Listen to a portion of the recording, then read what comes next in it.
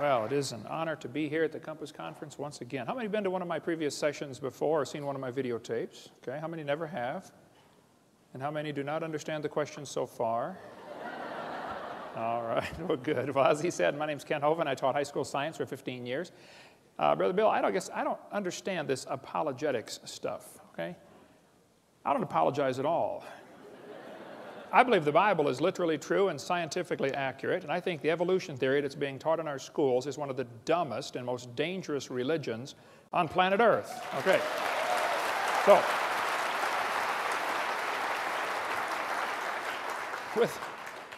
with that said, let's get started. This is not my wife. That's just a picture of her. Last summer was our 31st anniversary, and we sat down and figured out how much money we've spent since we got married. We have spent all of it. And praise God, she's with me here out at the table this week. You get to see my wife. She doesn't get to travel much. She's real involved in music at our church, and so you stop in and see her. We live in Pensacola, Florida. Been there for 16 years, and we have 3 kids, one of each. And I got all my kids married off, and the dog died, so I made it. I'm home free. It's wonderful. And we got 3.5 grandkids. And for those who don't know, grandkids are God's reward for not killing your own kids when you thought about it. Hang in there. It'll be worth it all. Amen. All right.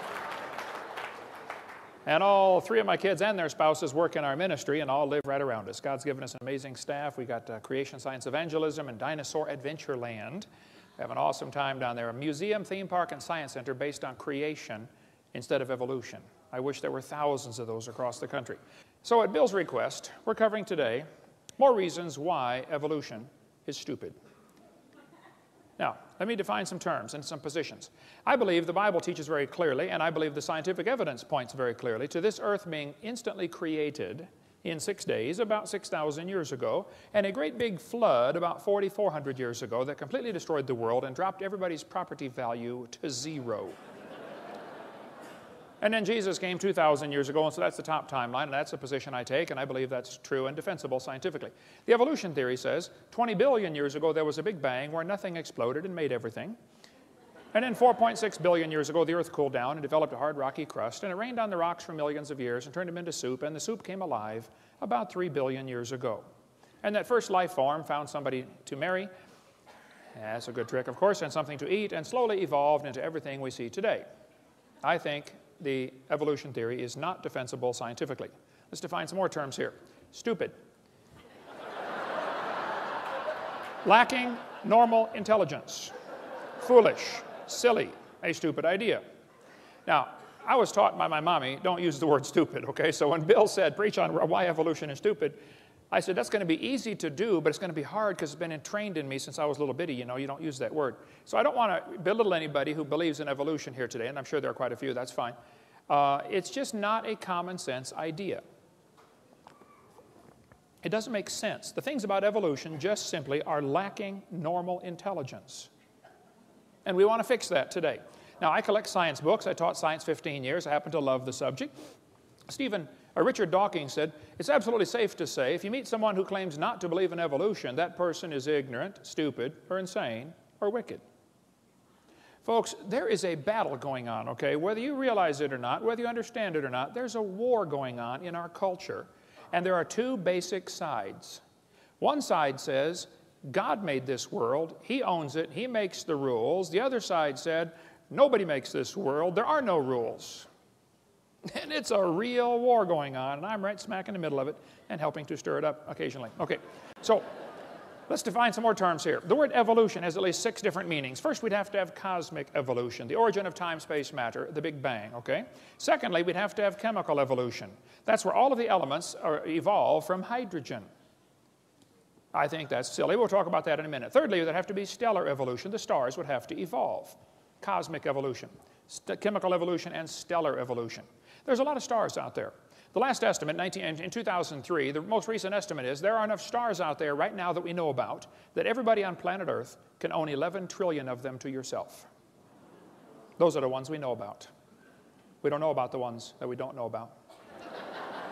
Fourthly, there's going to have to be organic evolution. Somewhere, somehow, life has to get started from non-living material. Okay? Fifthly, there'd have to be macroevolution, where an animal changes into a different kind of animal. And lastly, microevolution. I object to the term, but they use it. So I believe in number 6. That happens. I think variations happen within the kinds, but the first 5 are purely religious. I think, quite frankly, they're stupid. Okay? Let's cover them here. Look at each of the first 5.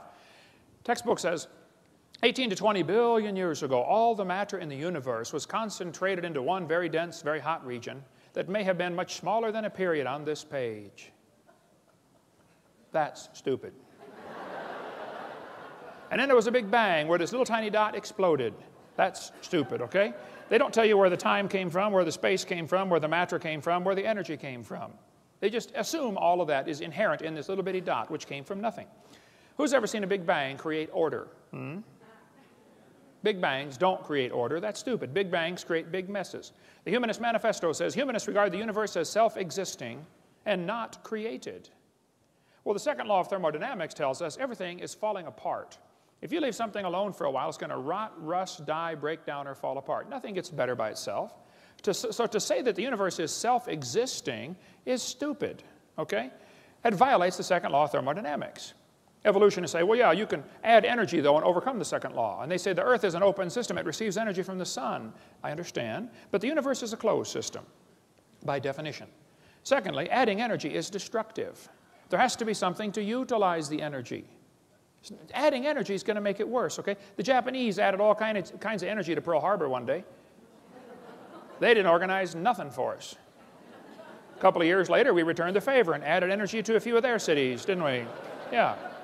Adding energy is destructive. So the sun's energy is going to destroy the roof on your house. It'll destroy your entire house. The sun's energy will destroy the roof on your car. It'll destroy the paint job on your car. Adding energy is not the solution.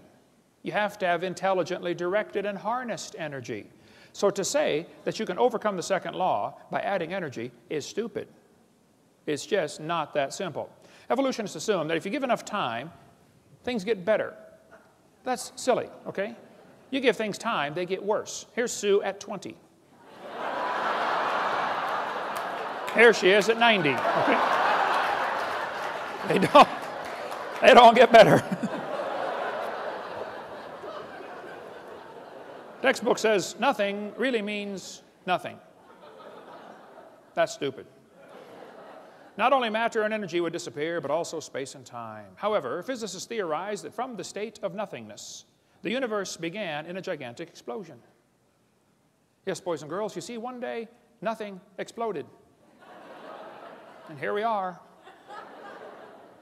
There's no kind way to say it, okay? That's stupid. That's lacking normal intelligence, all right? Here's Discover magazine a couple years ago. Where did everything come from? Boys and girls, the universe burst into something from absolutely nothing. Zero, nada. As it got bigger, it became filled with even more stuff that came from absolutely nowhere. That's real stupid. Yeah.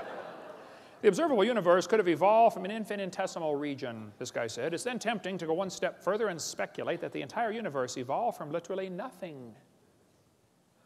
It all came from a dot. That's stupid. I'm sorry, it just is, okay? So the Bible says, in the beginning, which is a reference to time, which, by the way, has 3 dimensions, past, present, future, a trinity, and you can't escape time. God created the heaven, that's space, which has 3 dimensions, length, width, height. You can't escape space. Where can you be where you're not in space or in time? You can't escape them. It permeates everything. And God created the earth. You know, matter comes in 3 dimensions, solid, liquid, gas. We have a trinity of trinities in 10 words. In the beginning, God created the heaven and the earth. Time, space, matter. All 3 have to come into existence at the same instant. If you had matter but had no space, where would you put it? If you had matter but had no time, when would you put it? You have to have all 3 simultaneously. People say, what did God do for millions of years before the creation? Well, your question assumes that God is stuck in time, space, matter. We are the ones stuck in time, space, matter. He's not stuck in those. See, if God was limited by time, He's not God. This is not 2004 in heaven. There is no time in heaven. And before the creation, there was no time. So once upon a time, there was a time when there was no time. Think about that one. Anyway. So when the textbook says nothing really means nothing, that's stupid, okay? It's just not common sense. None of these things can create themselves. Time, space, and matter cannot create themselves. They have to have an outside force, like an all-wise, all-powerful, almighty, infinite God. to create those things. Then the textbook says this little tiny dot was spinning. It spun faster and faster. Yes, boys and girls, and one day it exploded. Big bang. Well, if you take a merry-go-round and put some kids on there, get the merry-go-round going clockwise as fast as it'll go, the kids go through distinct phases. In phase one, they're screaming at the football players. Come on, let's go, faster, faster. You get up around, 30 miles an hour. They go to phase two, where they stop screaming. Then you get going faster, and you get around 60 miles an hour, they start screaming again. But now they're screaming, stop, stop, please, slow down. When you get up around 100 miles an hour, you enter phase four, where the kids begin to fly off the merry-go-round. Now, when the kid flies off, you notice something interesting. As the kid is flying off the merry-go-round, if the merry-go-round is going clockwise, the kid, even after he leaves, is spinning clockwise until he encounters resistance, like a tree or telephone pole. That's because of a law known as the conservation of angular momentum. A spinning object that breaks apart will send all the fragments off spinning in the same direction. And people say, well, what if they collide? They can't collide. The longer you wait, the further apart they get. It's like spokes on a wheel. They're getting farther apart. If a hand grenade explodes, can the fragments ever hit each other out in the field someplace? No, it doesn't happen, okay? Conservation of angular momentum says spinning objects break apart and the fragments fly the same direction, spin the same direction. So when they tell you that it all came from a spinning dot, it's silly. It violates common sense laws. 2 planets, Venus and Uranus, are spinning backwards. 8 of the 91 known moons are spinning backwards. 3 planets have moons going both directions at the same time. Some whole galaxies are spinning backwards. CNN, goofy galaxy spins wrong direction. The Big Bang Theory is stupid, okay? In the beginning, God created the heaven and the earth. So when they tell you it spun faster and faster and one day it exploded, that's simply stupid, okay? That's not the way it happened. So we have cosmic evolution, which I think is silly. Then we have, the textbook says, as the earth formed, the surface was hot and there were large pools of bubbling lava. Was the earth ever a hot molten mass like the textbook says? The Bible says the Spirit of God moved on the face of the waters. The Bible says God created it cold, not hot. See, everything about the evolution theory is backwards to the Bible. Don't try to compromise those two, okay? It's like trying to ride 2 horses going different directions, same time, okay? Robert Gentry's got a great book on the radio polonium halos. Gentry's a brilliant man. I think he's spoken at the conference, hasn't he? I've spoken with him at a couple conferences. I don't know if it was stealing the mind or not, but brilliant man, lives near Knoxville, Tennessee. He's done lots of study on the granites around the world. The granites all contain these radiopolonium halos, which have an extremely short half-life, proving they were never a hot molten mass. But these radiopolonium halos tell us absolutely positively the Earth was never a hot molten mass. And if you melt granite and let it cool back down, it doesn't form into granite again. Nobody knows for sure how granite was made. So when the textbook says the Earth was a hot molten mass, I'm sorry, that's stupid. It's not true. It's lacking normal intelligence. It didn't happen that way. Secondly, we'd have to have chemical evolution. All the elements forming from hydrogen. They think it all came from a big bang. Atoms of hydrogen in the proto-sun were fused together to form helium. Okay, I'll agree that can happen. But it's stupid to think that's going to form all the elements. They say, well, yeah, you can fuse and get, hydrogen fuses to helium. I agree. And you can't fuse past iron, though. It won't go past iron. How do you telling me you got uranium from hydrogen? I'd like to see that, please. It's lacking normal intelligence. It just doesn't happen. Chemically, it's not possible. Thirdly, there'd have to be what's called stellar evolution. The stars would have to evolve. The Bible says God made the stars. Plain and simple, that's just what it says. Textbook says 18 to 20 billion years ago was the Big Bang, which caused the formation of galaxies. Well, we got a real serious problem here. Big Bang Theory says nothing got together and exploded while it was spinning and formed all these galaxies. Well, problems are a multitude for this theory, okay? Some think the Big Bang Theory made nice, neat, orderly galaxies. That's stupid, okay? These galaxies are really incredibly designed. Even at the galaxy level, there's design in the universe, all the way down to the molecular level. We see a star blow up about every 30 years. A star explodes. It's called a nova or a supernova. If the universe is billions of years old, why are there less than 300 supernova rings ever discovered? That's only a few thousand years worth. I mean, if a star is blowing up every 30 years, there ought to be millions of these supernova rings if the universe were millions of years old. Don't tell me it's millions of years old. I don't believe you. That's just not common sense. They say, well, yeah, new stars are forming. They say, this textbook says, new stars are constantly being born in clouds of gas and dust. First of all, that's not ever observed, okay? The silent embarrassment of modern astrophysics is we do not know how even a single one of these stars managed to form. You can't get dust and squeeze it together and make a star. There are common sense laws that overcome that, like Boyle's gas law. You try to squeeze the gas together, the pressure builds up and it drives it back apart. Nobody ever sees gases form into solids by their own internal gravitational force. So if stars evolve, star births should at least equal star deaths. And we're seeing one die every 30 years, and we're never seeing one form. One guy said, oh, we're seeing a star form right now in Crab Nebula. I said, no, you're not. He said, yeah, we are. I said, no, you're seeing a spot getting brighter. You see a spot, and it's getting brighter, and you're assuming a star is forming. Well, duh, it could be a dust cloud is clearing in front of it. It could be another Big Bang going off, a supernova going off out there. All you're seeing is a spot getting brighter. You're assuming it's making a new star. Nobody's ever seen a new star form. Some people think if we lose stars every 30 years and never replace them, this will eventually lead to having 70 sextillion stars. Yeah, you keep spending money, pretty soon you'll be rich. That's stupid, okay? It just is stupid, okay? Some of these planets are cooling off. They're constantly losing their heat, okay? And the textbooks is telling us they're millions of years old, billions of years old. You can't just keep cooling off and cooling off. Pretty soon it's cooled off. I mean, if you walked into a room and found a cup of coffee sitting on the table and I said, don't touch the coffee, that's hot. And you said, well, whose is it? I said, I don't know, it's been sitting there for 400 years. That's stupid, okay? Jupiter has a moon called Ganymede, which has a very strong magnetic field. Scientists are kind of perplexed by this because the magnetic field indicates a hot molten core, and yet Ganymede should have cooled off billions of years ago. Why does Ganymede still have a hot molten core and a strong magnetic field? To say it's billions of years old is stupid. It's just lacking common intelligence. Saturn has rings around it, but the rings are constantly expanding. They're moving away from the planet. To say they're billions of years old is stupid. They can't be billions of years old. They would have been dissipated by now. They're not billions of years old. The moon is going farther away from the Earth every year. We're slowly losing the moon. Now, this is going to be complicated, so listen carefully. As the moon goes around the Earth, it's gradually getting farther away. It's spiraling out about 3 inches a year. So that means that it used to be closer. Well, if you bring the moon in closer, you start to create a problem, you see, because the moon causes the tides. Now, you folks here in Denver probably don't worry about the tides. But in Pensacola, you worry about the tides, okay? Well, if you brought the moon in closer, you'd create a serious problem because there's a law called the inverse square law. If you bring the moon into 1/3 the distance, you take the 1/3, inverse it, square it, it's 9 times the gravitational pull. If you run all the math on this, you'll find 1.2 billion years ago, the moon was whizzing around just above the surface of the Earth. That explains what happened to the tall dinosaurs.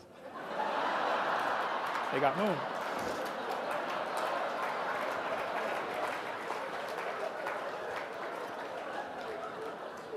So, to teach us the moon is billions of years old while it's constantly moving away and nobody knows of any factors that would reverse that situation, that's just stupid, okay? It can't be true. Organic evolution is the 4th stage. That's where life gets started from non-living material. The Bible says God created the living creatures. And there are folks who simply don't want God telling them what to do, bottom line. God, leave me alone, stay out of my life. Okay. So they got to figure out a way how life got here without involving a supernatural intelligence creating it. The Bible says God created it. This textbook says the history of life on earth began approximately 3.5 billion years ago. How this occurred and has been and will continue to be a topic for inquiry. Let me give you the Hovind translation. It's okay to inquire how life evolved. It is not okay to inquire whether it evolved. That's stupid. Is this education or indoctrination? Hey kids, we know life evolved. Now you got to try to figure out how it happened. How about if we even question, did it evolve? Oh no, you can't question that. You cannot question that. We know it evolved. Now just figure out how it happened. That's not education. That's indoctrination. Urey and Miller in the 1950s wanted to know how the Earth and solar system had come to be. At the bottom it says, he never proved how life originated. He did add evidence to the theory that life could have started by itself. Life started by itself. That's stupid, okay? Life cannot start by itself. This textbook says, swirling in the waters of the oceans is a bubbling broth of complex chemicals. Progress from a complex chemical soup to a living organism is very slow. That's stupid. Can you believe they cut down a tree to print that book? Where's Al Gore when you need him? Yeah. Here we have 4 major magazines and news media, Scientific American, CNN, New Scientist. They're all saying life sprang from clay. Yes, a piece of clay created life. Well, that's stupid. Now, I think God could take clay and create life, okay? But the clay can't create life from itself. Major difference here, okay? Textbook says, students are taught that life evolved from non-living materials, like this one. Many important events occurred during the Archean era, the most important of which was the evolution of life. Progress from complex molecules to even the simplest living organism was a very long process. Yes, boys and girls, you see, long ago and far away. They hide it in antiquity. Well, if you just imagine, you go back far enough, it happened. Oh, yeah, I must have. This one says, between 4 and 3.8 billion years ago, living cells emerged. There's no record of the event. That's stupid, okay? The first self-replicating systems must have emerged in this organic soup. Yep, we all came from soup. Now that's stupid. I'm sorry, it just lacks common sense. Ernst Haeckel said, he knew that spontaneous generation must be true, not because it had been proven in the laboratory, but because otherwise it would be necessary to believe in a creator. Ah, now we're getting to the truth. Well, I'm sorry, Ernst. That's a stupid way to look at life, okay? Have scientists really produced life in the laboratory? Well, they want you to think they have. What they did, they took a series of glass tubes and beakers and flasks and hooked them all together and made 4 gases go through there: methane, ammonia, water vapor, and hydrogen. Notice, there's no oxygen. They didn't want oxygen in there. They excluded oxygen. They said, well, maybe the early Earth had what's called a reducing atmosphere, no oxygen present. Well, and then they said, at the bottom of the flask, it collected stuff that was rich in amino acids. That's stupid. It was not rich in amino acids by a long shot. What they did, they took 4 gases, excluding oxygen. Major problem, because they had to leave oxygen out, because if anything tried to get together, it would oxidize. You know, you cut a banana open, lay it on the table, it turns brown, it oxidizes. You don't paint your car, it rusts, it oxidizes. So they took oxygen out. The problem is, you got to have oxygen. See, ozone is made from oxygen, and ozone blocks UV light. So if you take away the oxygen, now the UV light destroys your ammonia, and that's one of the other gases you're trying to use. So you cannot get life to evolve without oxygen. And you cannot get life to evolve with oxygen. And the Earth has always had oxygen. All the experiments are showing that there's no proof of this reducing atmosphere. There's far more oxygen in the past than anybody ever imagined. We find in general no evidence that the Earth had an oxygen-free atmosphere. That's what all the scientific experiments have shown. So life cannot evolve with oxygen. Life cannot evolve without oxygen. And yet they're teaching us life evolved from non-living matter. I'm sorry, that's just stupid. It had to be designed, created by a really smart designer. This textbook says there was 0% oxygen on the Earth, but the rocks absorbed it. That's stupid. They filtered out the product in this experiment. Miller and Urey, in their experiments, had the stuff going through this series of tubes. And when it got to the bottom, they drained it off because they didn't want it to go through the electric spark chamber again because the spark would tear it apart. They said it's like 100,000 times more likely to destroy it than it was to create it. So they had to protect the goo that they created at the bottom. That's not realistic for nature. I mean, if they're saying life evolved in some warm little pond from lightning strikes, that's just not common sense. Because the lightning strike's 100,000 times more likely to tear it apart than it is to put it together. Go check out your little pond after lightning strikes. See how many frogs are surviving. Yeah. What he actually made was 85% tar, 13% carboxylic acid. Now, both of those are toxic to life. He made 2% amino acids, and only 2 of the amino acids were made. There are 20 different amino acids. It's like making 2 letters of the alphabet accidentally by dropping toothpicks and saying, wow, look at this. Nobody writes books. Here's how they're formed. Duh. These amino acids bond with tar and acid much more quickly than with each other. Amino acids are like letters of the alphabet. They're building blocks to make words, and you got to have words to make paragraphs and paragraphs to make books. What he actually made in the experiment was the equivalent of a couple of letters. 2 of the letters. And half of them were backwards. Now you really got a problem. Because the smallest proteins have 70 to 100 of these amino acids in precise order, and they're all left-handed. What's the chances of dropping toothpicks out of an airplane and creating letters on the ground, 70 letters in a row, all facing the right way, all spelled correctly, just to make one paragraph. The chances are 0. It's not going to happen. Now, if you believe it will, that's great. I admire your faith, but don't call it science. And don't make me pay to put that in the schools like it's part of science. Okay, you go start yourself a private school and teach that junk to anybody that wants to pay and come learn it. This is America, the land of the free and the home of the slave, so, or whatever. So, now, DNA and RNA are all right-handed molecules, and hundreds of these have to combine in the right order, and they unbond in water much faster than they bond. And as far as I'm concerned, folks, the oceans are completely full of water. Brownian motion is going to drive them apart. It is not common sense to say scientists have made life in the laboratory. It's just stupid. They haven't even come close. I was in a debate one time, and this one student in the Q&A time said, Hovind, what are you going to say if scientists ever make life in the laboratory? What are you going to say then? I said, well, first of all, I would like to point out they're a long ways from it. They're nowhere close to creating life. They can't even get just a couple of these amino acids to combine. Can't even make a protein. He said, well, you're right. I said, now, to answer your question, I guess I'd have to say, if a bunch of intelligent scientists get together and create life in the laboratory, that would prove it takes intelligence to make life. Which is what I've been saying all along.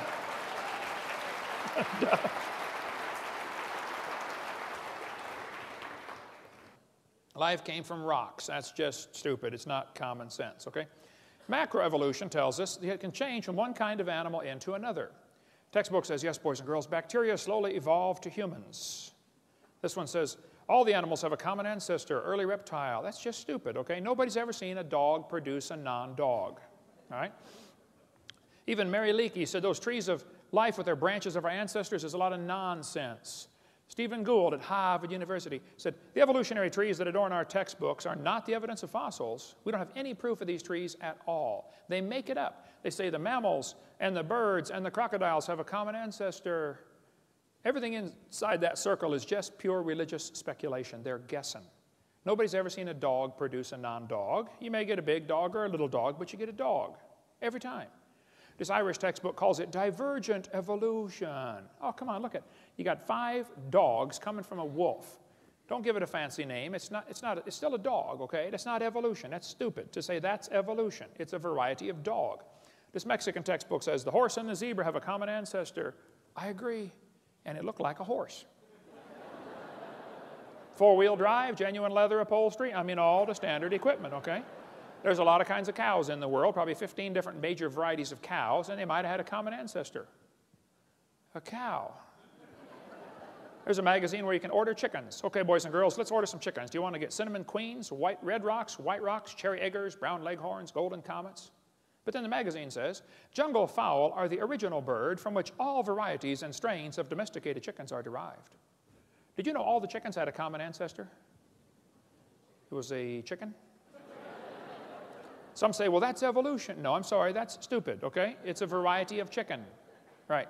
There are 8 kinds of bears in the world, and they might have had a common ancestor, a bear.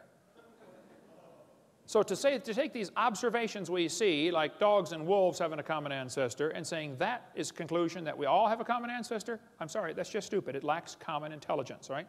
Textbook says the horse evolved from a 4-toed horse. What they don't tell you about this is the first one had 18 pairs of ribs. It's a meat-eating animal still alive today in East Africa and Turkey, okay? It's about smaller than a fox. It's not a horse. It's not even related, okay? The next one had 15 pairs of ribs. The next one has 19. They just picked these animals and arranged them in order, okay? The horse evolution series is stupid. It's never observed today. There's a huge variety of horses today. We got big horses and little horses right now. And the horse evolution series was proven wrong in 1950. Even G.G. Simpson, who believed very strongly in evolution, says, look, folks, it's not true. It's wrong. Take this out of the textbooks. It never happened in nature. But they still keep this in the textbooks. And they know it hasn't held up to examination, but they don't have any replacement evidence. Othniel Marsh made up this entire horse evolution idea in 1874. He made it up. He picked animals from all over the world. Modern horses are found in layers with the so-called ancient horses. The ancient horse, the Hyracotherum, is not even a horse. It's just like a hyrax, still alive today in Turkey and East Africa. The ribs, we can go all day about the difference between horses and the hyrax, okay? Tulsa Zoo finally took down their display because 2,000 people signed a petition saying, get this lie out of our zoo. They took it down for 6 months and then put it back up when nobody was watching. Peabody Museum still has the horse evolution on display. Now, it's only been proven wrong for 55 years. I know it takes a while to get displays up to date in your museum. But 55 years is long enough in my book, okay? Leaving that thing in the zoo is stupid. Or in a university, it's not true. I was in a debate one time, and this one professor, I was going through lies in the textbooks. I said, get that out of the textbooks. It's not true. He said, well, fine. He said, well, what are you going to replace all this stuff with? Now, that's stupid. I said, are you telling me we can't take a lie out of the textbooks unless we got a replacement? What you're trying to say is, folks, we want the kids to believe this theory. We've got to give them some evidence, and this is all we've got, and you're taking away our evidence. Now, you've got to find some more. Look, I didn't pick the dumb theory to begin with, okay? I don't believe it. Pick a new theory. That's the way science works. If you don't have any evidence for your theory, you get a new theory. The problem is, all the evidence for evolution has been proven wrong, but they don't want to take it out because there's no replacement. I'm not trying to get evolution out of the textbooks. I just want the lies out of the textbooks. Evolution will automatically go with it because there's nothing left to support it. The Bible says God formed the eye. Eyeballs are unbelievably complex. Charles Darwin said, to suppose that the eye could have been formed by natural selection, absurd. And then he goes for 4 chapters after that and says how he thinks it happened anyway. The back of your eyeball is 1 square inch, called the retina. It contains 137 million light-sensitive cells, all wired to the brain. Now, my daddy started me off when I was about 7 building a ham radio. I've done a lot of electrical wiring in my life, built 9 houses. I've done all kinds of electrical wiring. My dad was an electrical engineer at Caterpillar Tractor Company. I cannot imagine hooking up 137 million connections in 1 square inch. My Heavenly Father did it. He's pretty smart. I debated a guy named Ed Buckner, who's an atheist in Buffalo, New York. He said the human eye is an example of poor design. I said, why would you say that, Ed? He said, well, the eye is wired backwards. I said, what do you mean? He said, well, the blood vessels are in front of the retina. I said, yes, I know that. I taught biology and anatomy. He said, well, the octopus has a much better eye because their blood vessels are behind the retina. I said, well, Ed, let me explain something to you. We live in the air. Okay? Air is a very poor insulator for UV light. Okay? So your eyeball has the blood vessels in front of the retina because that's your body's last defense against ultraviolet light. Now, octopus live in the water. Okay?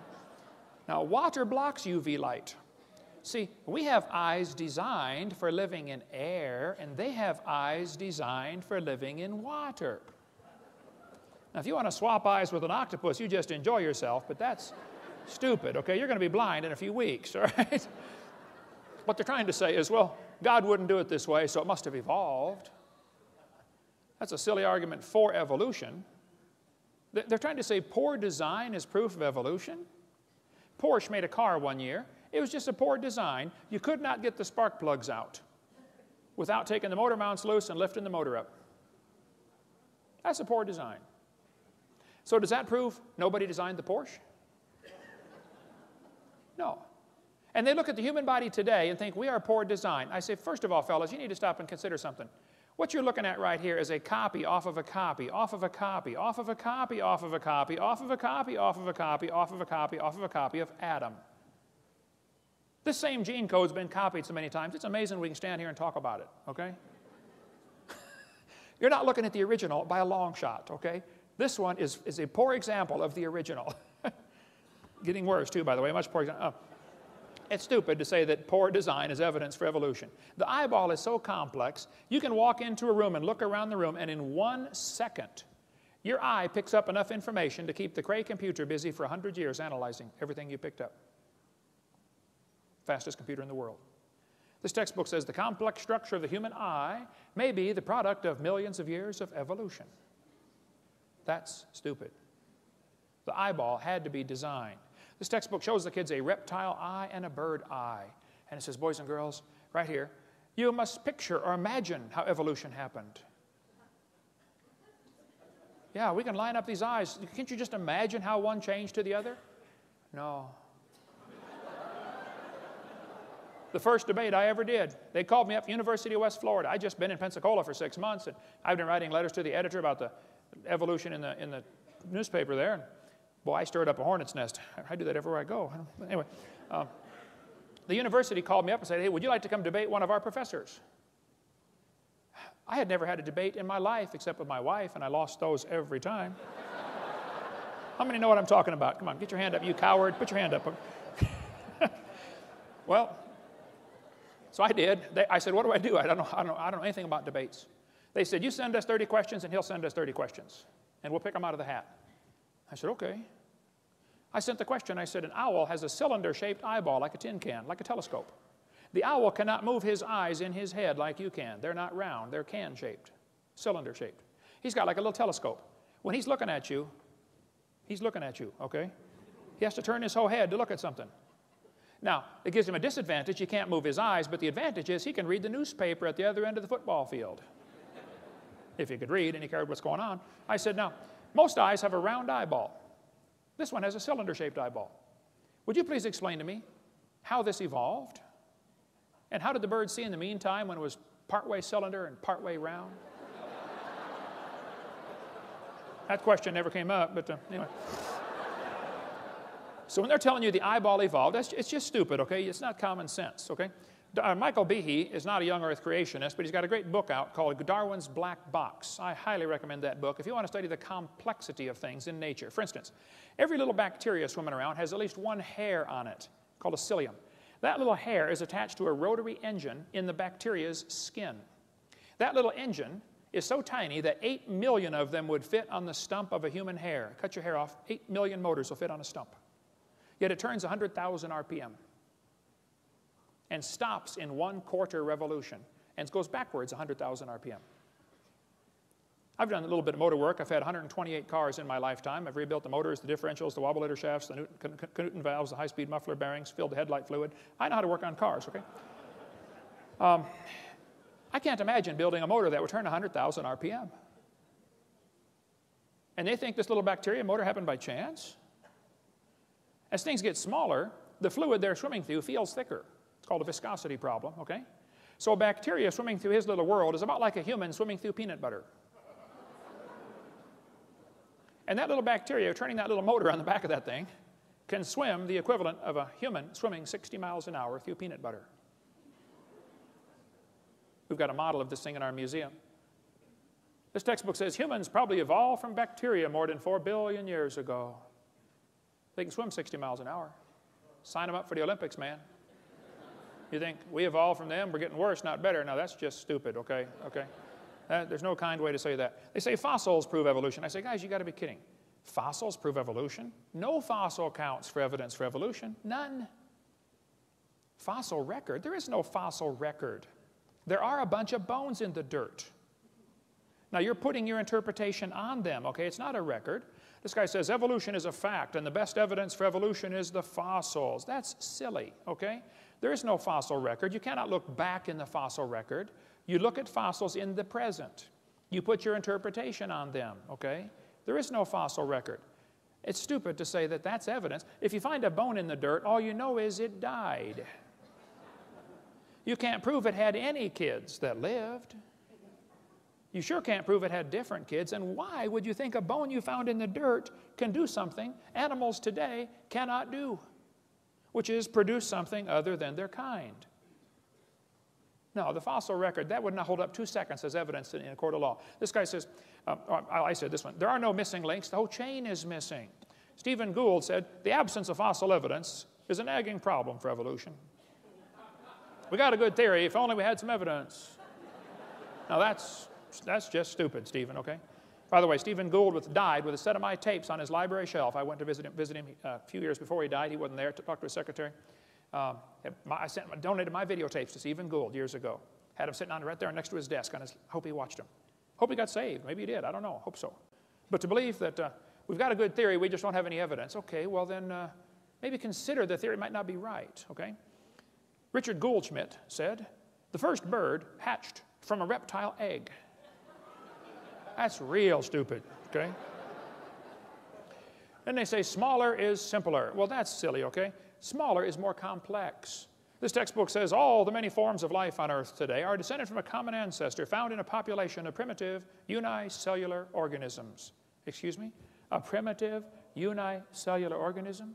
If it's single-celled, it's not primitive, it's complex. That's stupid to say that's simple. One little paramecium is more complex than the space shuttle, and you can put thousands of those into a drop of water.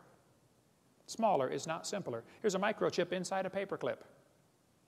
It's not simple. This ant is holding a microchip that is capable of processing all the letters in the Bible 200 times per second. Let's compare the brain of a honeybee to a NASA Cray computer. The honeybee is tiny. The Cray computer is huge. We'd all agree there's a size difference, okay? The brain of a honeybee is pretty small. The Cray computer could do 6 billion calculations per second. I think they got a faster one now. But the YMP-C90 could do YMP-90 could do 6 billion calculations a second. It's estimated the honeybee's brain does 1,000 billion calculations per second. The Cray uses many megawatts. The honeybee uses 10 microwatts. Talk about energy efficient. You know, the honeybee not only makes honey, he flies on honey. That's his energy source. And the honeybee can fly 1,000,000 miles on 1 gallon of honey. How would you like a machine that gets 1,000,000 miles per gallon? Cray costs $48 million. The honeybee's brain is pretty cheap. You splat them on your windshield all the time. Many people scramble to help babysit the dumb Cray computer. If it breaks, man, you got to call in a whole crew to fix it. Honeybee has a self-healing computer. How'd you like one of those? Cray weighs 2,300 pounds. Honeybee doesn't weigh too much. Let's see. The Cray computer is huge, slow, inefficient, costs lots of money. You got to babysit it. But everybody knows it was designed. There isn't anybody with half a brain who would tell you the Cray came from an explosion in an electronics factory. But they turn right around and say the honeybee evolved. That's stupid, okay? Smaller is not simpler. Smaller is more complex. And the brain of a human's a lot more complex than a honeybee. The human brain's unbelievable. You've got the memory capacity of the entire British Library. You have the computational power in bits per second greater than the entire national telephone system. The human brain is absolutely phenomenal. One evolutionist told me that he thought the human brain was nothing but 3 pounds of chemicals that arranged themselves by chance over billions of years. I said, then how can you trust your thoughts and the conclusions you've come to? That's stupid, okay? Maybe, never mind. DNA proves evolution. Yes, boys and girls, we have evidence from molecular biology. Percentage of DNA sequences is talked about here. It says Darwin speculated all forms of life are related. This speculation has been verified. You think DNA has verified Darwin's theory? That's stupid. DNA is unbelievably complex. The DNA molecule in your body, the deoxyribonucleic acid, is the most complex molecule in the universe. If you took it and unwound it and unwound it and unwound it and unwound it and unwound it, if you could ever get the thing untangled, it'd be about 7 feet long. And it'd be like a twisted ladder. Each half of the ladder is called the genes. That thing splits all the way down the middle, recombines when you make a new baby, and it gets all back together, and winds itself all back up. Unbelievably complex. The average person has 50 trillion cells in their body. The DNA from all, if your entire body's DNA would only fill 2 tablespoons, but if you tied them all together, it would reach from Earth to the moon and back. 5 million round trips out of 2 tablespoons. If you typed out the code found in your DNA, when you got done typing that incredibly complex code, you'd have enough books to fill Grand Canyon 40 times. You think that happened by chance? Well, the probability of just one DNA coming by chance is 1 in 10 to the 119,000th power, which is a big number, when you consider the entire visible universe is 10 to the 28th inches in diameter. DNA happened by chance? I'm sorry, that's stupid. Now, you might not like the idea of there being a creator because that means you might have to answer to that creator someday. Okay, well, I can't help you then. I did a debate at Embry-Riddle University a couple months ago, 3 against 1, 3 professors against me. It was a slaughter. Those poor guys, I felt so sorry for them. Oh, man. The next day, the student who organized the debate said, would you guys like to do that again? I said, no. After the debate, we had a Q&A time, and one of the kids said, I believe evolution's a fact. I said, well, let me ask you a question, son. Suppose, just suppose, creation was true. Suppose I'm right. Suppose there is a creator. And he owns this place. I mean, he made it, he owns it. Just suppose, okay? And he makes the rules. I said, would that change your lifestyle any? He said, what do you mean? I said, well, suppose the Creator gave us a book like the Bible that says, thou shalt not commit adultery. Don't lie, don't cheat, don't steal, no lust, no fornication, no pornography. Is this going to change your lifestyle any? He said, yeah. I said, well, then tell me, have you accepted the evolution theory because you really have some evidence, or because you like the freedom from God? He said, well, I've accepted it because I'm horny. I said, thank you, son. You may sit down. Folks, there is no scientific reason to reject the Bible. There is no scientific reason to accept the evolution theory. None. Now, you might have a reason to accept the evolution theory because of your lifestyle. Well, then I can't help you, okay? But let me tell you, God created the heaven and the earth. God's going to come back and be the judge of this world one of these days. And if you haven't trusted Jesus Christ, His Son, to forgive you of your sins, you're in serious trouble. You're going to stand before God in trouble. You say, well, I'm a pretty good person. Oh, yeah? You ever lied? How many have ever told a lie? Put your hand up. You're doing another one. Okay. Bible says, 10 Commandments, thou shalt not steal. How many ever stole something? Come on, you already told me you're a liar. Put your hand up, okay? Well, that's just 2. We already know we're all a bunch of lying thieves, okay? You think, people say, well, God's going to judge my good works against my bad. Who on earth told you that? Go to the judge and say, Judge, I only murdered 1 person. Look at all the people I didn't murder. Surely my good works outweigh my bad. You better think that one through. And God will say, okay, I won't send you to hell for your good works. I'll send you there for the bad ones. How about it? What if you died today? We're going to cover in the next session a bunch more reasons why evolution is stupid, and it is. But I think Satan is using this theory to blind people, to give them a placebo. Oh, I've got an answer to life. I know how we got here, and God didn't do it. It's absolutely a stupid idea. And Satan's laughing at you for believing in it. And I got probably, as Bill said, he wanted 100 more reasons why evolution is stupid. I started going through that thinking, I don't think I can trim it down to 100. There are thousands of reasons why it's stupid. It just lacks normal intelligence. You know, it's common sense to look at something, when you find something designed, if I find a cell phone in the dirt, it's logical to say, somebody must have designed this. I don't have to see the designer. It's just logical, there must have been a designer, period, okay? When you're walking through the woods and you find a painting hanging on the tree, it's just logical to say, you know, somebody painted it, even if you can't have any evidence of who did it. The painting is proof of the painter. The creation is proof of the Creator. And if you're here today and you're not saved, the Bible says you're going to hell. You say, I don't believe in hell. You can go to hell without believing in it. That won't affect God at all, okay? If you're not saved, that's why we do this. Our ministry is called Creation Science Evangelism. We stand without apology. The Bible's true. And we want to use the evidence for science and creation to evangelize. If you're here and you're not saved, I want to talk to you. I'm not going to call you stupid to your face. But evolution is a stupid idea. Now, if you believe it, wise up, okay? Quit believing that stuff. We'll be glad to show you how to get saved after the meeting. Thank you so much. It's an honor to be back here again, teaching on more reasons why evolution is stupid. We probably could do a series, Bill, of 20 hours on this topic. But we only got 1 more hour, so we'll get done as quick as we can here. Why evolution is stupid. We left off in the last session talking about DNA, deoxyribonucleic acid, the most complex molecule in the universe. To say that formed by chance is just plain stupid. But let's suppose it did. Chromosomes are the most complex molecule there is, and penicillin only have 2 of these chromosomes, these DNA strands. So they must have evolved first, and then slowly over millions of years, they got some more chromosomes and turned into a fruit fly. They have 8. Very slowly over millions of years, they developed more chromosomes and became a tomato, or possibly a housefly. They're twins. It's very tough to tell the difference between these 2. And then slowly evolved into a pea, and then over millions of years, it became a bee. Now there you can see the similarity. Pea, bee, very similar, okay? And slowly, over millions of years, we had triplets. Either the possum, the redwood tree, or the kidney bean came first. I'm not sure. Tough to tell them apart, folks. They all have 22 chromosomes, you know. There's, let's see, possum, tree, kidney bean. Let's see, possum, kidney bean, evolution. Oh. And then slowly, over millions of years, we evolved enough chromosomes to be a human. Here we are with 46. If we can just get 2 more, we're going to be a tobacco plant. I know some already smell like it.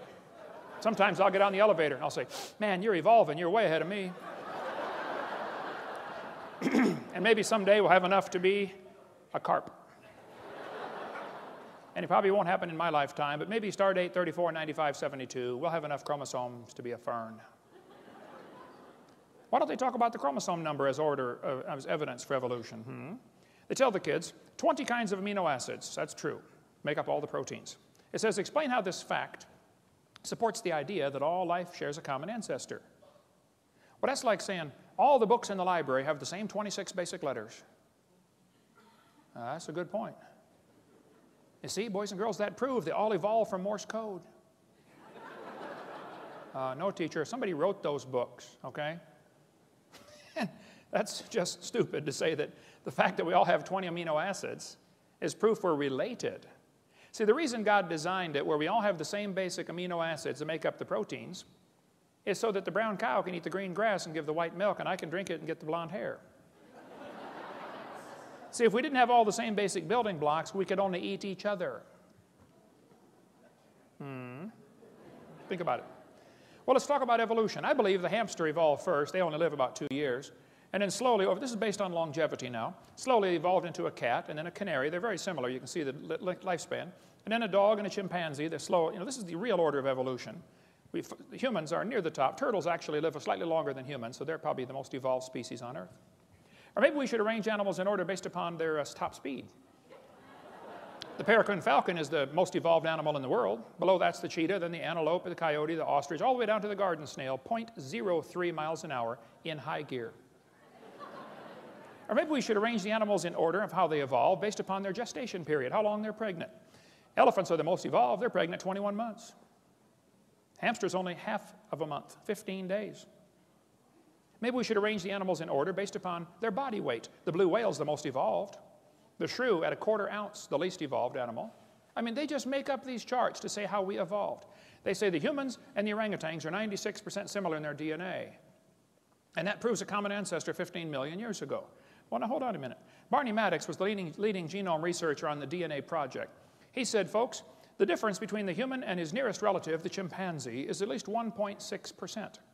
He said that doesn't sound like much, but calculated out, that's a gap of 48 million nucleotides, and a change of only 3 nucleotides is fatal to an animal. There is no possibility of change. They used to think we were 98.4% similar. They've now discovered it's actually 5% difference. So there are hundreds of millions of differences between humans and chimpanzees. His nearest relative, the chimpanzee, that's stupid, okay? Now, some of my ancestors swung by their necks, no question, but none of them swung by their tails, okay? Now, arranging animals in some kind of fictitious order doesn't prove anything. All they're doing is doing this on paper. Even if they find him in order, it wouldn't prove anything. I mean, if I get buried on top of a hamster, does that prove he's my grandpa? Even order of burial wouldn't prove anything. But I've been doing research on the evolution of the fork.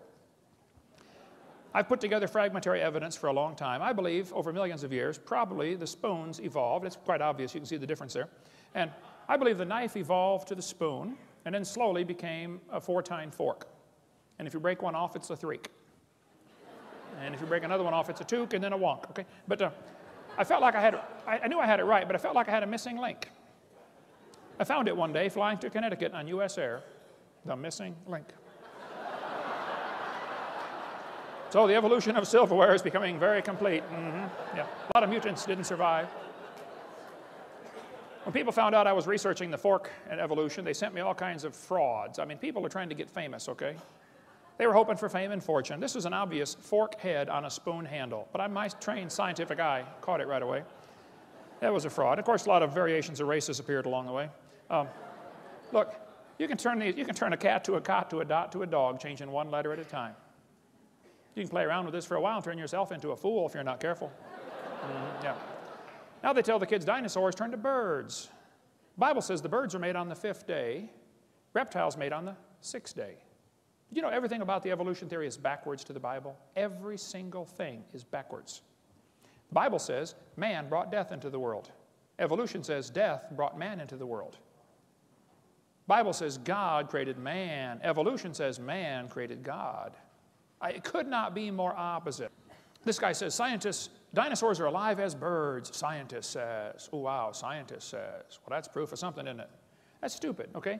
Dinosaurs are not alive as birds, okay? Textbook says birds are the descendants of dinosaurs. Yeah, all you got to do is put a few feathers on him and give him a shove, man. It's not that hard. Man. They say Archaeopteryx is proof of evolution. Archaeopteryx is the missing link. Yes, boys and girls, there it is, the missing link. Archaeopteryx is a bird. A 100% bird, a perching bird. Now, textbook says bird feathers evolved from scales that protected the dinosaurs. You think feathers evolved from scales? That's stupid, okay? Feathers are incredibly complex. Scales are folds in the skin. They attach to the skin differently. They develop from different genes on the chromosome. They're both made out of keratin, and that's where the similarity stops. Feathers did not evolve from scales. There's no similarity at all. I like to show this to evolutionists. This is, as far as I know, the world's largest rock group. And I'll say, now guys, do you think there's any chance that George Washington's face could have appeared on the rock, just by chance? Do you think the wind could have done that with abrasion or exfoliation or thermal expansion of the rock or erosion? I mean, what caused his face to appear on the rock? They'll say, well, that was designed by a guy named Borglum, and he built it. I say, right. Now I'll say, guys, do you think that George Washington himself, the real person, happened by chance? They'll say, oh, yeah. I said, wait a minute. You don't think his face could appear on a rock by chance, but you do think his entire complex anatomy with 50 trillion cells and probably 20 redundant interlocking systems happened by chance. Are you dumb in any other area? Had to be designed, man. They tell the kids in the textbooks, plants adapted to their environment. Yes, gills are an adaptation to living in water. Oh. Why don't they use the word designed? And by the way, how did the fish live before they adapted the gills? Oh, well, you see, for millions of years, they all died. None of them lived. Oh. That's stupid, okay? Gills are not an adaptation to living in water. They're designed for living in water. But they don't want to use the word design because then some kid's going to say, who's the designer? They don't want to deal with that question. They somehow think all you got to do is get the molecules together and add energy and you can make life. Oh, let's try that. Let's put a frog in a blender and turn it on. In a matter of seconds, you will have frog nog. You will have all of the molecules required to make a frog in one place. Right? Now you can put it on puree, you can nuke it, microwave it, zap it, hook jumper cables to it. I don't care what you do to it. How long? You can add all the energy you want. How long will it take to reassemble the frog? It's not going to happen, okay? Putting molecules together and adding energy does not create life. That's stupid, okay? It has to be designed. They say homology proves evolution. I don't think so. Yes, boys and girls, one of the evidence is homologous structures. They'll say, you've got 2 bones in your wrist, the radius and the ulna. Yeah, look at this. The dolphin has 2 bones in his flipper. Wow. It says right here in the textbook, these homologous structures provide evidence that these animals evolved from a common ancestor. They do this in all the textbooks all over the country, all over the world, actually. Yes, boys and girls, this is comparative anatomy. Comparative anatomy provides further evidence of evolution. The commonalities suggest that these and other vertebrate animals are all related. They probably evolved from a common ancestor. That's stupid. They probably have a common designer. The same guy designed them all. Not a common ancestor. Then they say we've got evidence from development. Yes, boys and girls, the human embryo, as it grows in the mother, has gill slits, they say. Darwin considered this the best evidence in favor of his theory, made up by a guy named Ernst Haeckel, who called it the biogenetic law. Their phrase back then was ontogeny recapitulates phylogeny. In other words, the baby developing in the mother goes through the stages of evolution: fish, amphibian, reptile, mammal, farm, F-A-R-M. Well, the idea that sick mind Freud relied on was the idea that ontogeny recapitulates phylogeny. What? This textbook says, the presence of fish-like structures in embryos of different species shows these animals evolved from fish and share the basic pattern of fish development. It's as if the embryo retains a memory of its origins and copies them during its development. This is stupid. They say the baby has gills like a fish. Humans do not have gills like a fish, okay? Those little folds of skin develop into bones in the ear and glands in the throat. They never have anything to do with breathing, okay? I've seen folks that have 5 or 6 chins and they cannot breathe through any of them but the top one. Those are not gill slits. Ernst Haeckel made up that whole stupid idea in 1869. Anyway, we can skip all this. We won't have time. But you know, you can't get a high score on the SAT or ACT or college entrance exam. All of the major tests in college, to enter college, you have to answer with evolutionary answers, or you score lower. Huh, interesting. I got all the 2004 tests and looked at them. They're teaching this all over the place, that the embryo has gills. It's stupid. It was proven wrong in 1875. Get it out of the books. It's not true. This textbook says the humans have an appendix that is vestigial. You don't need it anymore. That's stupid. You need your appendix. It's part of your immune system, okay? If your appendix is taken out, you're going to have a serious problem. Now, sometimes you have to take it out. I understand, okay? It beats dying. But the appendix is required to activate killer B cells in your immune system, just like the thyroid activates killer T cells. If you take your appendix out, you got a much better chance of getting quite a few diseases. It's not vestigial.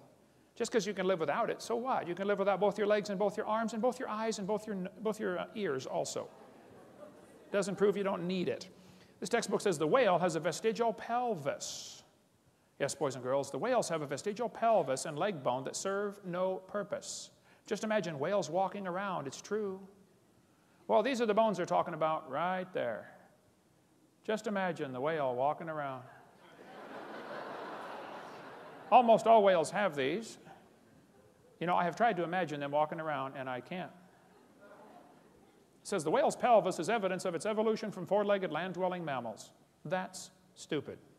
Those little bones are anchor points that special muscles attach to that allow the whales to reproduce.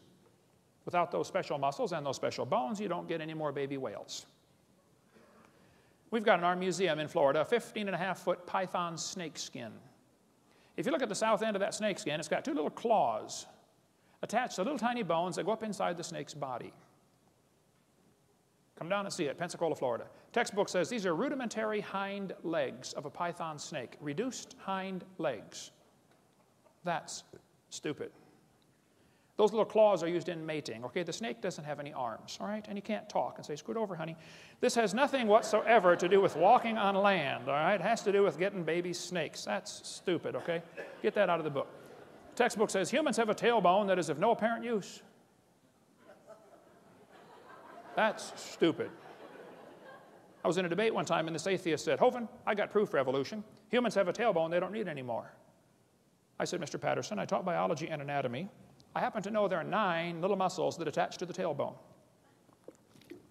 without which you cannot perform some valuable functions.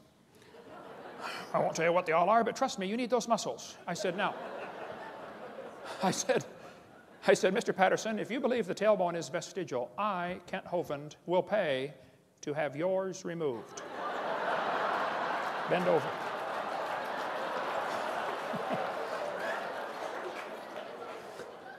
He did not volunteer. The textbook says the coccyx is a small bone at the end of the human vertebral column. It has no present function and is thought to be the remainder of bones that once occupied the long tail of a tree-living ancestor. This is what your kids are being taught in school, folks. Look, I hate to say this, but the problem in the textbooks is not fixable in the short term. Get your kids out. The ship is going down. Get them out.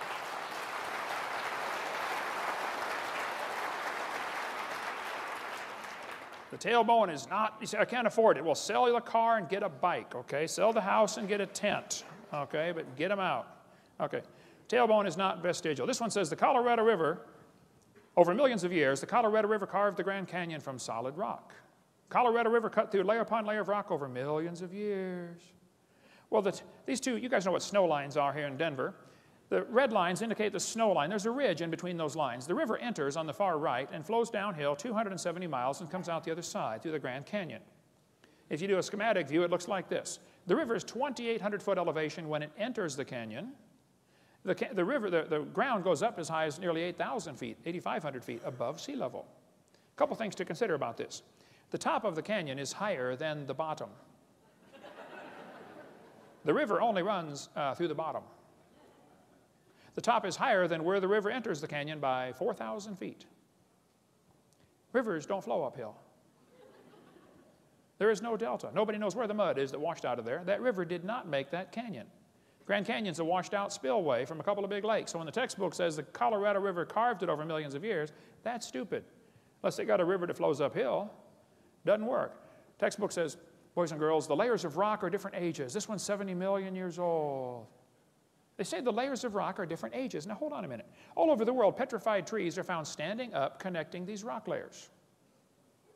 If you get petrified trees standing up connecting a bunch of rock layers, I don't think it's logical to say the layers are different ages.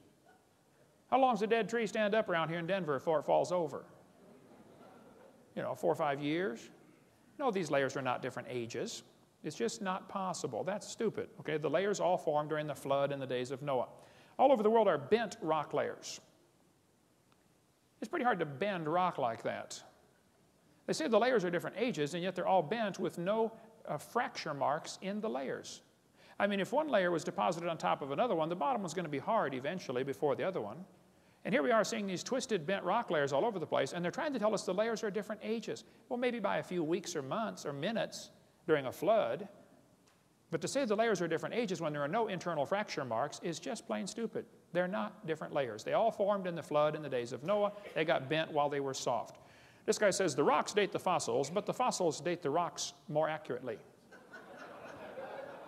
That's stupid. They teach us that the fossils are sorted by how they evolved. Clams are found at the bottom because clams evolved first, and birds are found at the top because birds evolved last. Well, moving water sorts things automatically by all sorts of factors, okay? Actually, maybe fossils are sorted based upon their habitat. It could be the clams are found at the bottom because they're already at the bottom when the flood starts. That's where they live. Maybe they're sorted based upon intelligence. As far as anybody can figure out, clams aren't too bright. Maybe they're sorted based upon mobility. Did you know clams can't run very fast? Maybe they're sorted based upon body density. Maybe it's a combination of all those. Don't tell me they're sorted by evolutionary process. That's stupid. They look at erosion marks like a Bryce Canyon and say, oh yeah, it took millions of years. See all that erosion? Wow, millions of years of erosion. Oh, wait a minute. That's a pile of dirt in my backyard. Here's millions of years of erosion along a highway built a few months ago. Ancient seabed. Look at all the, buttes sticking up there and pillars and columns. Oh, millions and millions of years of erosion. All you got to do is fly out west and look out the window of the airplane once in a while, and you'll see huge erosion marks all over the place.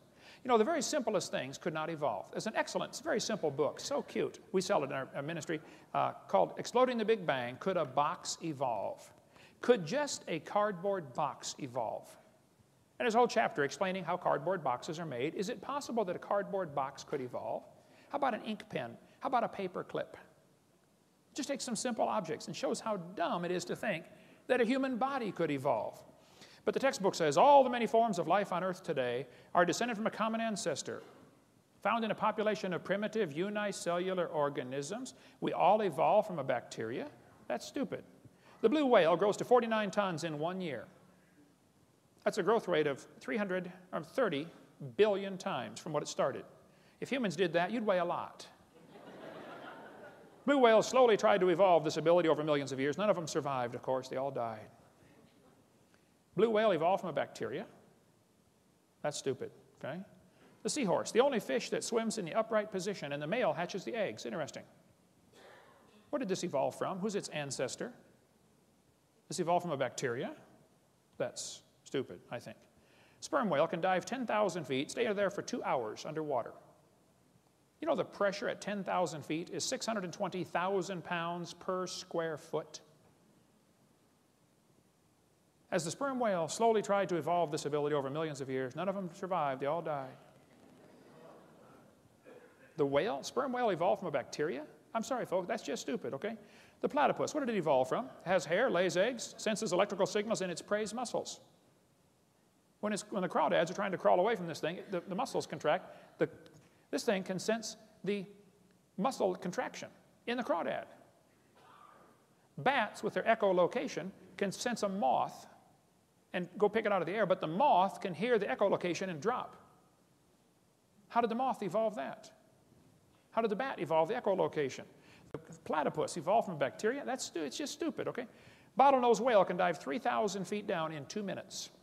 Try that. Watch what happens to your eardrums. A human attempting this would have multiple medical problems and die almost instantly. This evolved from a bacteria? I'm sorry, that's stupid. Rhinoceros beetle can carry 850 times its own weight. That's like me carrying 17,000 pounds. What did this evolve from? Who's its ancestor? You think it evolved from a bacteria? I'm sorry, I think that's stupid. You can believe that if you want, but don't call it science, okay? The giraffe has a 2-foot heart that pumps blood up 10 feet. Then when it bends down to get a drink, it's got a special blood cushion to absorb the shock of all this pressure being pushed down to its brain. The giraffe is getting a drink. He hears a lion roar. He throws his head up in the air 17 feet and runs off. Go from 0 to 17 feet in about a quarter second, and you try to run off and see what happens. You take about 3 steps and fall over. It evolved from a bacteria? I don't think so. The woodpecker has a tongue that goes in the back of his head, goes all the way around, anchors in his left nostril. No other bird has a tongue anything close to the woodpecker's tongue. What did it evolve from? Who's its ancestor? It has shock absorbers around its brain to absorb the shock. The woodpecker can peck the tree, back its head out, open its eyes, focus on the tree, close its eyes, and peck again. If it had its eyes open when it pecked, its eyeballs would pop out. It can open its eyes, focus, close them, and peck, like, what, 40 times a second? Where did it evolve from? From a bacteria. I think that's stupid, okay? The beaver, amazing animal, has its teeth that the outside is hard, the inside of the teeth are soft. Every time they chew, they wear off the inside of the teeth, which means the outside is always sharp. Self-sharpening teeth. Pretty slick. It's an engineer of amazing ability. The beaver can cut down a tree limb and swim across a river. Here he is carrying something with a heavy drag. He's swimming. He's compensating to know that he ends up in the right spot without being carried downstream by the extra drag of this branch. Yeah, for millions of years, they all got washed downstream and died. None of them survived, yeah. Came from bacteria. I just think that's stupid, okay? The golden plover goes to Alaska, lays its eggs, puts on 70 grams of fat, raises the babies for a few weeks, and then it takes off and flies 88 hours nonstop to Hawaii. It burns 1 gram of fat per hour. It's only got 70 grams. It needs 88 grams to make it. So they fly in V formation, and they're always switching who's the leader. The leader takes the brunt of the airflow. All the rest of them save enough energy that they land in Hawaii using only 70 grams of fat. Several weeks later, the babies take off from Alaska and fly to Hawaii. They've never been there.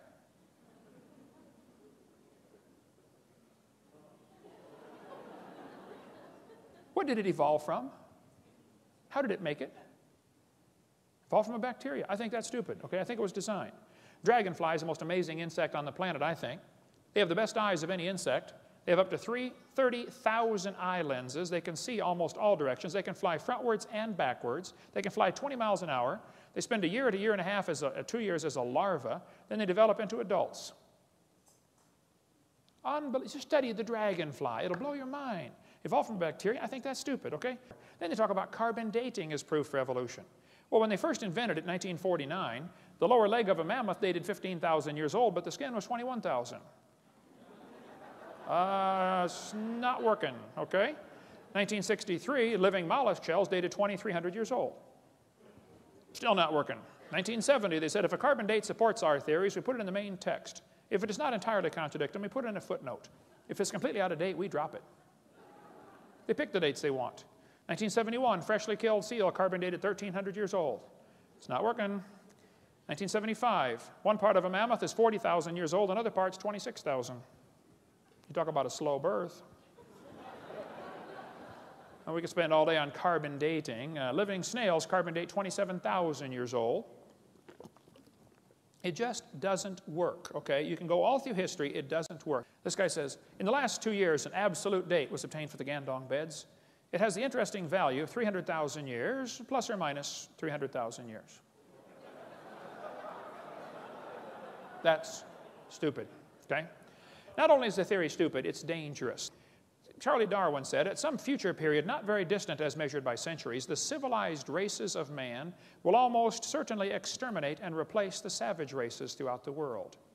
If evolution is true, has one type of man evolved farther than the rest? Henry Fairfield Osborn said the standard average intelligence of the average adult Negro is similar to the 11-year-old youth of the species Homo sapien. Do you mean Negroes are not Homo sapien, Henry? That's stupid, okay? Thomas Huxley said, no rational man cognizant of the facts believes the average Negro is the equal, still less the superior of the white man. That's stupid.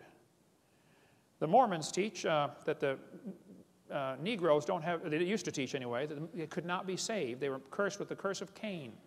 That's stupid. Ernst Haeckel said the mental life of savages rises little above the higher animals, especially the apes, with which they are genealogically connected. Their intelligence moves within the narrowest bounds, and one can no more or no less speak of their reason than that of the more intelligent animals. These lower races, such as the Vedas or Australian Negroes, are psychologically nearer to the mammals, apes or dogs, than to civilized Europeans. We must, therefore, assign a totally different value to their lives. That's stupid and dangerous. But if you've seen the movie Quigley Down Under, where they called Quigley down to come shoot the Aborigines, that's exactly what was happening. They were killing Aborigines. They thought the Australian Negroes were inferior. These two folks went down there to collect skulls from museums. Article right here says, the New South Wales missionary was a horrified witness to the slaughter by mounted police of a group of dozens of Aboriginal men, women, children. 45 heads were boiled down, the best 10 skulls packed off for overseas. They killed them to get their heads for museums to show evolution. 1904, World's Fair was held in St. Louis. 2,000 primitive people were put on display to show evolution, how that the pygmies slowly evolved to the modern white man.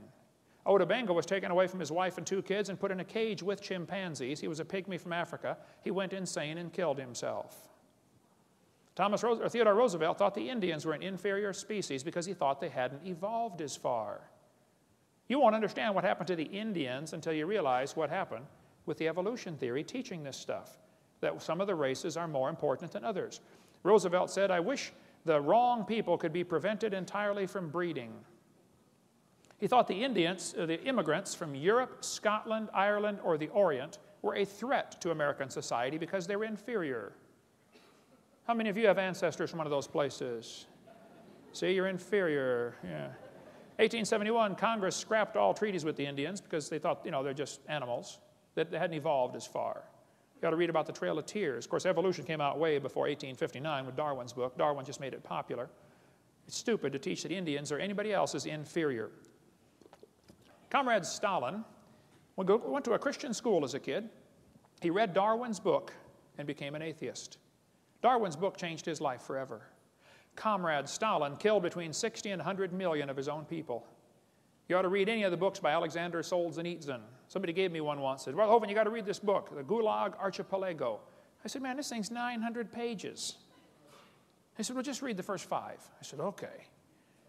3 days later, I finally got to go to bed. I said, man, that was an awesome book. I couldn't put it down.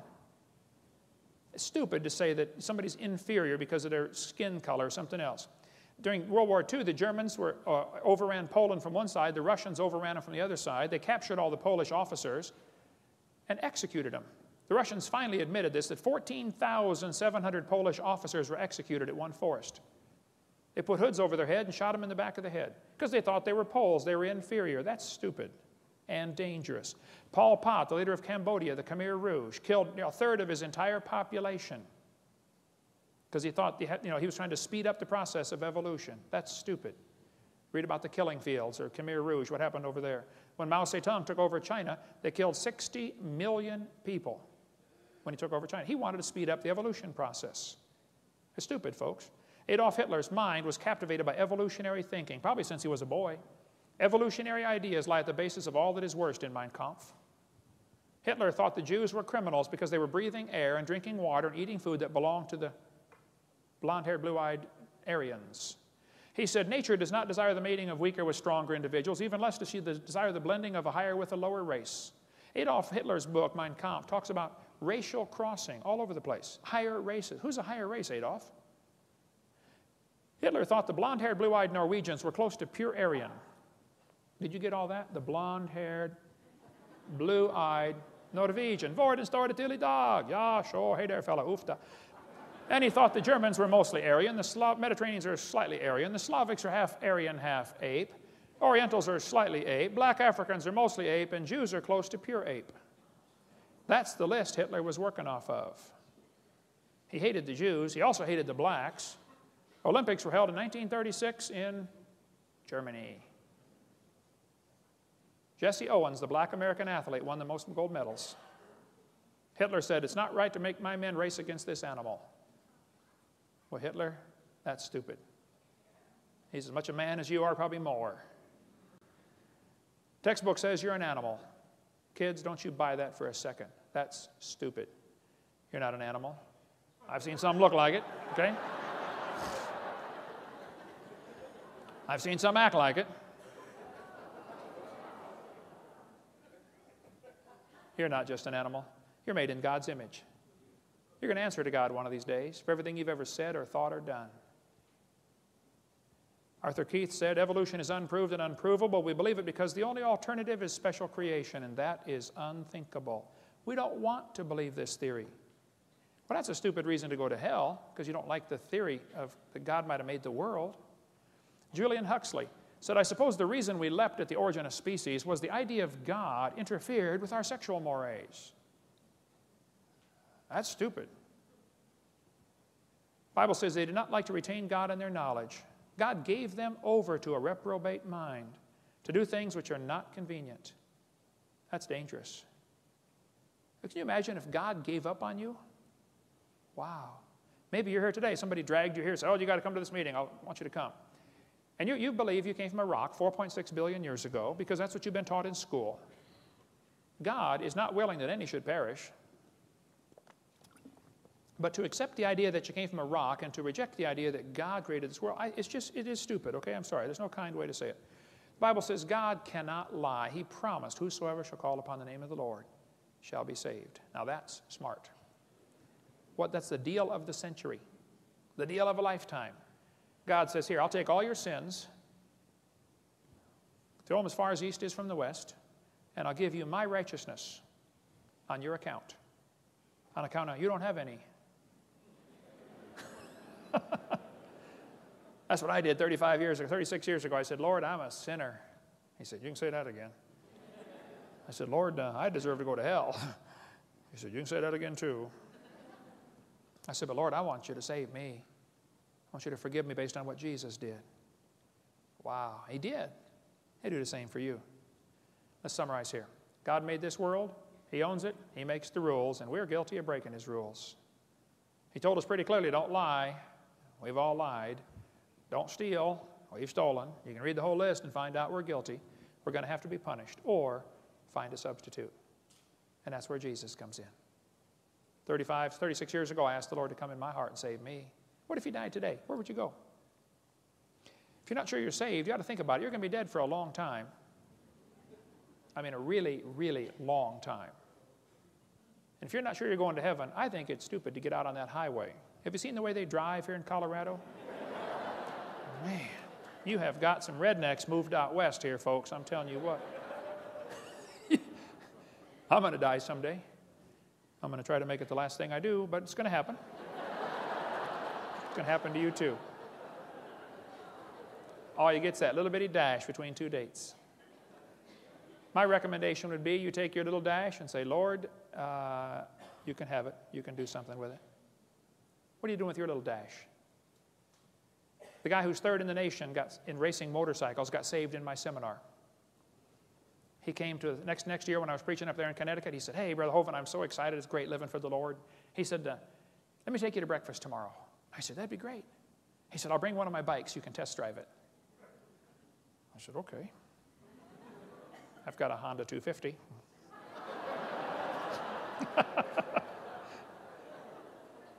He brought his Honda 900 that had been blueprinted and stroked and bored and balanced, and I'm not sure what all they did to it.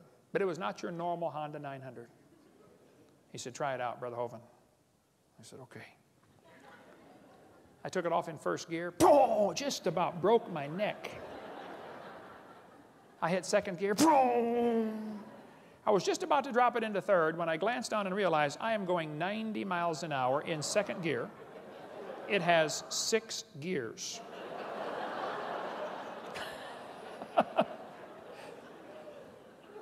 I brought it back. I was shaking like a leaf. I said, how fast does it go? He said, I don't know.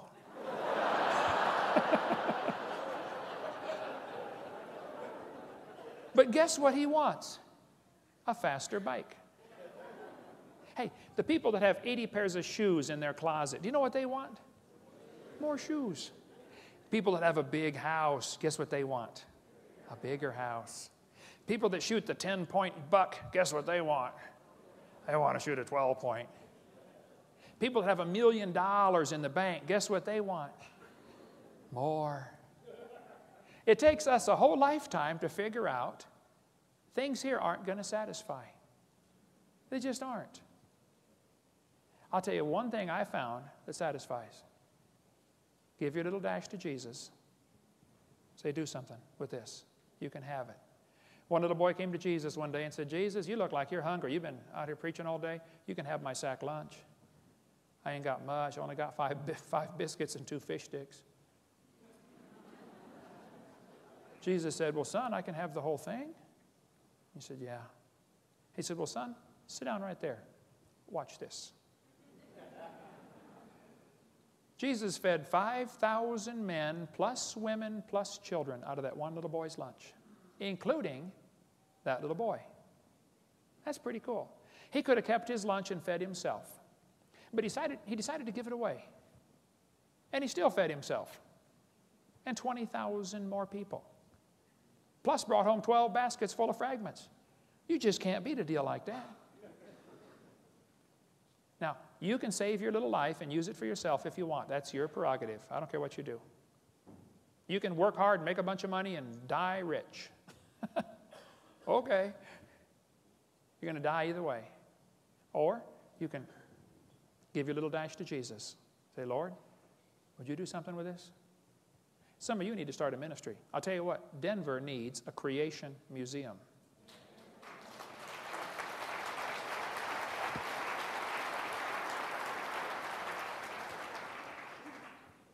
Go to visit Red Rock Amphitheater. I went up there one day and there's all these dinosaur footprints on the hillside. How many have been up there? Red Rock Amphitheater, you know, the dinosaur footprints? I stopped up there looking at these dinosaur footprints on the hillside, and this old man was standing up there. He's looking at them, you know. Pretty soon a school bus stopped. And a bunch of kids got out. And this old man walked over and said, hey, boys and girls, I'm a member of the club called Friends of the Dinosaurs. Let me tell you about these dinosaur footprints. He said, millions of years ago, dinosaurs were walking along the beach, and they left their footprints, and they hardened. And then over millions and millions of years, the mountains lifted up, and now the footprints are at an angle like that. After the kids got on the bus and left, I said, hey, do you own this property? He said, no. I said, well, who does? He said, well, this is state property. I said, now, do you get paid to do this, to give these tours to the kids? He said, no, I just volunteer my time. I said, so you don't own the property, and you just volunteer to do this? He said, yeah. I said, okay.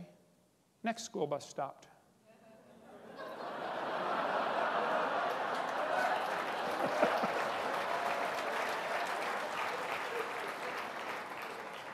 I was a little younger and could run a little faster. And I got there first. Hey, boys and girls, let me tell you about these footprints. About 4,400 years ago, there was a flood. The whole world was in panic. Noah had all the critters safe on the ark, but the rest of the world, it was disaster. And some dinosaurs were running, trying to get away from the flood. And these footprints got covered up with mud and preserved. And then during the last part of the flood, the Bible says in Psalm 104, the mountains arose, the valleys sank down, the water rushed off. And these mountains formed about 4,400 years ago in the flood. That guy was so angry, I thought he was going to have a heart attack. I know CPR, but I thought, you know.